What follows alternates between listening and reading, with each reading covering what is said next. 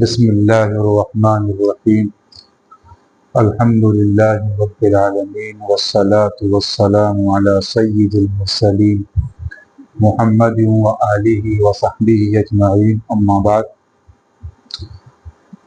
محترم ناظرین، ہم دوبارہ آپ کی خدمت میں حاضر ہوئے ہیں۔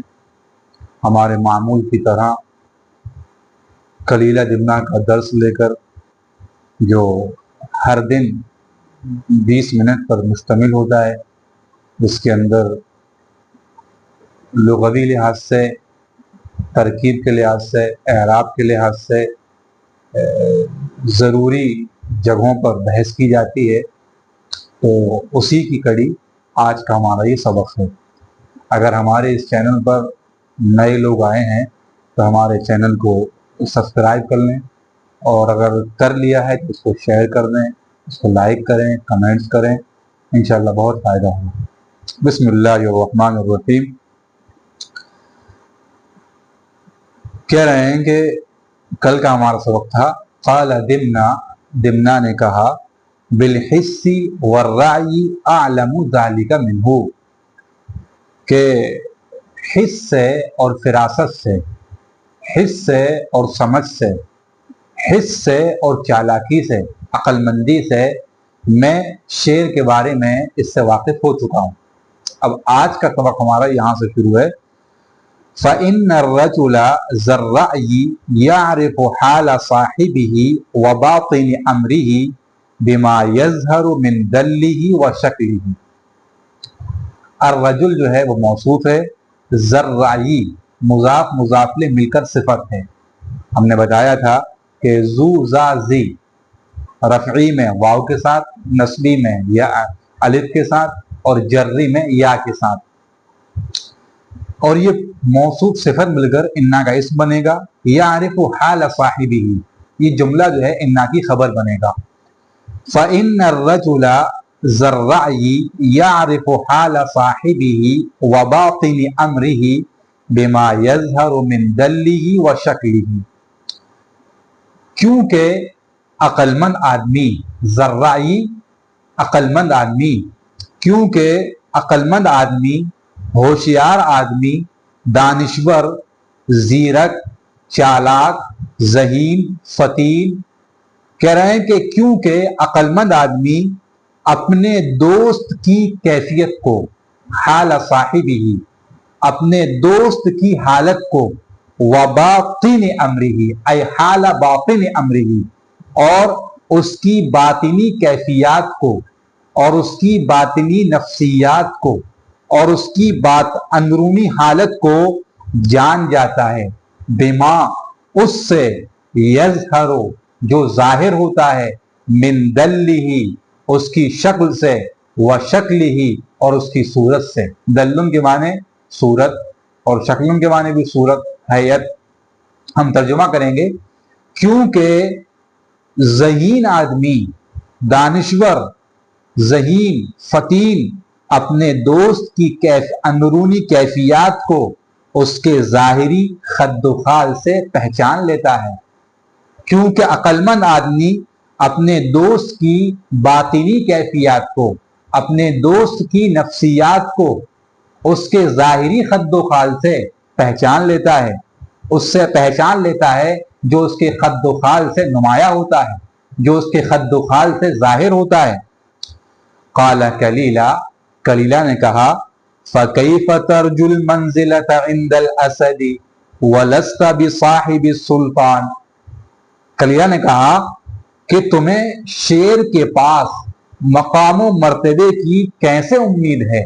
رجا یرجو رجوبن بھی آتا ہے، رجبن بھی آتا ہے، اور رجعن بھی آتا ہے۔ فَكَيْفَ تَرْجُو الْمَنْزِلَةَ عِنْدَ الْأَسَدِ، تمہیں شیر کے پاس عہدے کی، منصب کی کیسے امید ہے؟ وَلَسْتَ بِصَاحِبِ السُّلْطَانِ، حالانکہ تم سلطان کے دوست بھی نہیں ہو، تم سلطان کے رفیق بھی نہیں ہو، تم سلطان کے ساتھی بھی نہیں ہو۔ لیسا جو آتا ہے اس کی خبر پر، اس کی خبر کو مؤکد کرنے کے لیے جو نفی میں ہوتی ہے تو با کا اضافہ ہو جاتا ہے، تو یہاں پر با جو ہے اس کا اضافہ ہوا ہے صاحب جو ہے وہ خبر ہے، محلن جو ہے وہ منصوب ہے، ہمیں نظر آ رہا ہے زیر دے رہے ہیں لیکن زیر ہم باقی وجہ سے دے رہے ہیں، اور بعد جو آتا ہے لیسا کی خبر پر اس خبر کو نفی موقت کرنے کے لیے آتا ہے۔ وَلَسْتَ بِصَاحِبِ السُّلْطَانِ، اور تم سلطان کے ساتھی بھی نہیں ہو، تم سلطان کی صحبت میں نہیں رہے ہو۔ وَلَا لَكَ عِلْمٌ بِخِدْمَةِ السَّلَاطِينِ، اور تمہیں سلاطین کی خدمت کا تجربہ بھی نہیں ہے۔ علم کے معنی علم، واقفیت، معلومات، لا جو ہے نفی ہے، اور علم جو ہے یہ مبتدا مؤخر ہے، اور لکا جو ہے وہ خبر مقدم ہے۔ وَلَا لَكَ عِلْمٌ بِخِدْمَةِ السَّلَاطِينِ، اور تمہارے لیے بادشاہوں کی خدمت، بادشاہوں کی چاپلوسی، بادشاہوں کی آؤ بھگت، بادشاہوں کی تعظیم، بادشاہوں کی توقیر کا تجربہ بھی نہیں ہے۔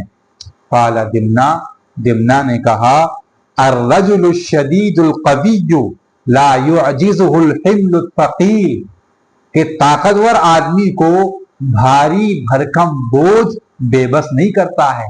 الرجل الشدید القوی، طاقتور مضبوط آدمی، اعجز یعجز، اعجازن کے معنی آتے ہیں عاجز کرنا۔ الرجل الشدید القوی، یہ پورا مل کر مبتدا بنے گا، لا يعجزه الحمل الثقیل، یہ پورا جملہ مل کر فعل فاعل مفعول خبر بن جائے گا۔ الرجل الشدید القوی لا يعجزه الحمل، ہو ضمیر منصوب منفصل، اور حمل، حمل جمع احمال کے معنی بوجھ کے آتے ہیں، ثقیل صفت کا صیغہ ہے ثقولا سے۔ الرجل الشدید القوی لا يعجزه الحمل الثقیل، کہہ رہے ہیں مضبوط طاقتور آدمی کو بھاری بھرکم بوجھ بے بس نہیں کرتا ہے، تھکاتا نہیں ہے، اس کو ہراتا نہیں ہے، اس کو مات نہیں دیتا ہے۔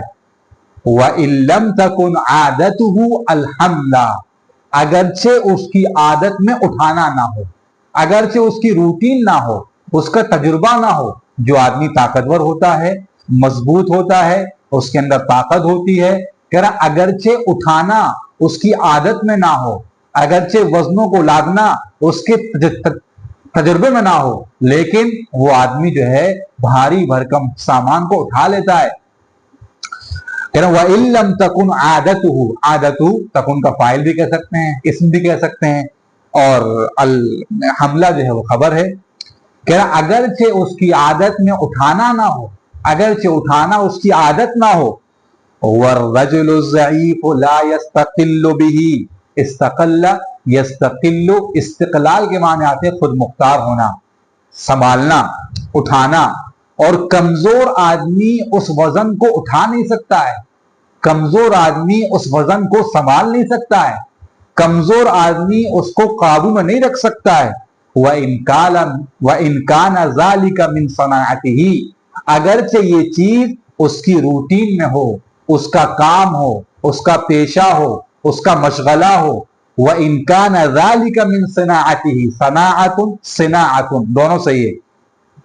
وَإِنْ كَانَ ذَلِكَ مِنْ صِنَاعَتِهِ، اگرچہ یہ ذَلِكَ اے الحمل الثقیل، اگرچہ بھاری بھرکم بوجھ اٹھانا کہہ رہے ہیں اس کی عادت ہو، لیکن جو کمزور ہوتا ہے وہ اس کو برداشت نہیں کر سکتا ہے۔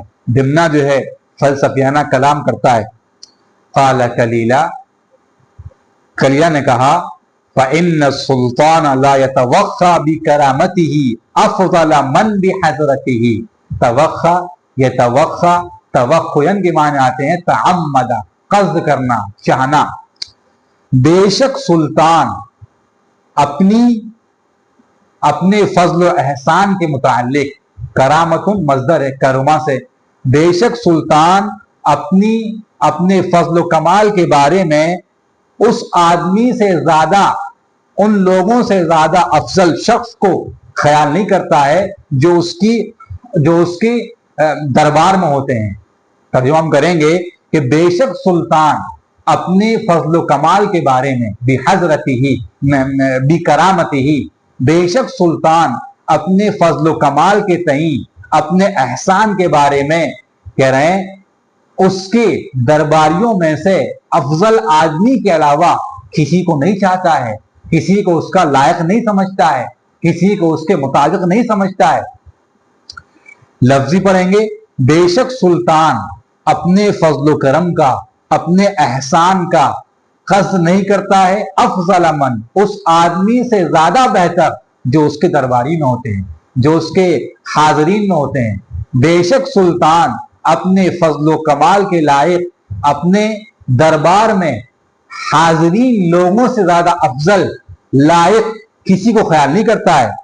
وَلَكِنَّهُ يُوثِرُ بِذَلِكَ مَنْ دَنَا مِنْهُ، من جو ہے مفعول ہے یوثرو کا، بلکہ وہ تو اس کے متعلق اس کے مقربین کو ترجیح دیتا ہے، بلکہ وہ تو اس کے متعلق یعنی کہ فضل و کمال کے متعلق، بلکہ وہ تو اس کے متعلق اس آدمی کو ترجیح دیتا ہے جو اس سے قریب ہوتا ہے، یعنی وہ تو اس کے متعلق اپنے خاص اقربا کو، اپنے مقربین کو، اپنے درباریوں کو ترجیح دیتا ہے۔ آثرا یوسرو ایثارن، ترجیح دینا۔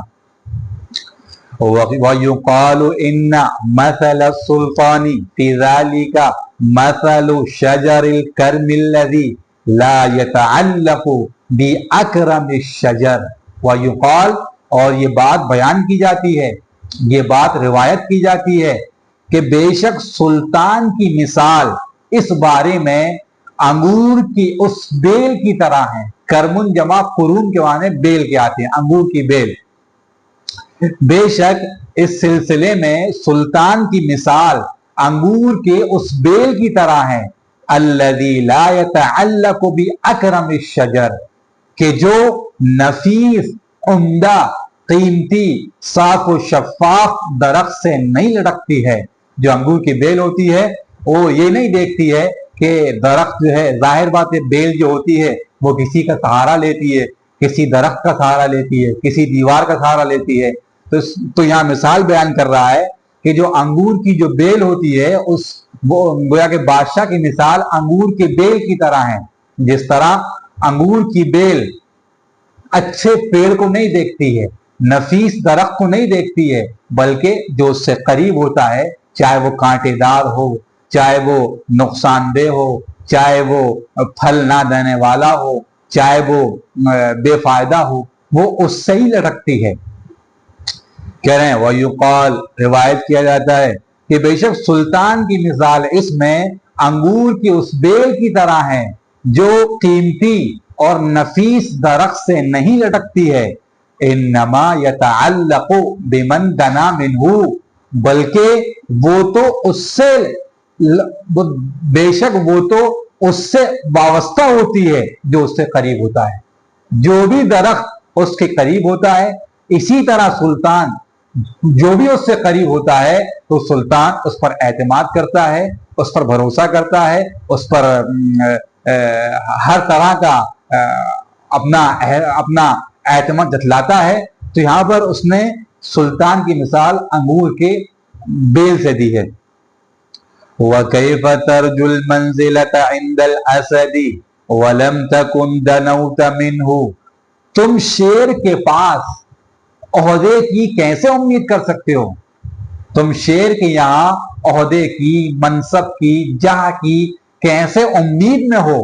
وَلَمْ تَكُنْ دَنَوْتَ مِنْهُ، تم تو اس سے قریب بھی نہیں ہو، تم تو اس کے قریب بھی نہیں ہو، تو کیسے امید رکھ رہے ہو؟ کہہ رہے ہیں قال دمنا نے کہا قد فہمت کلامک جمیعہ وما ذکرتا، میں تیری تمام باتوں کو سمجھ گیا، جو تو نے بیان کیا ہے میں تیرے سارے بیان کو سمجھ چکا ہوں۔ وانت صادق، اور تو صحیح بھی ہے، تو غلط نہیں ہے، تیری بات صحیح ہے،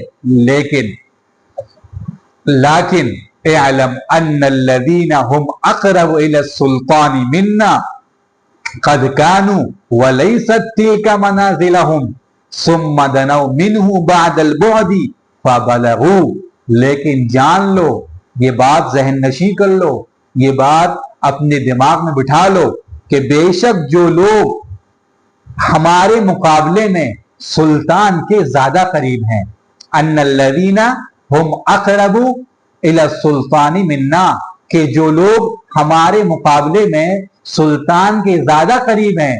وقد کانو وہ ایسے تھے کہ لیست ولیست تلک منازلہم، وہ ان کے عہدے نہیں تھے، وہ ان کے مقام نہیں تھے، بعد میں ان کے عہدے ہوئے ہیں، وہ بھی بعد میں آئے ہیں.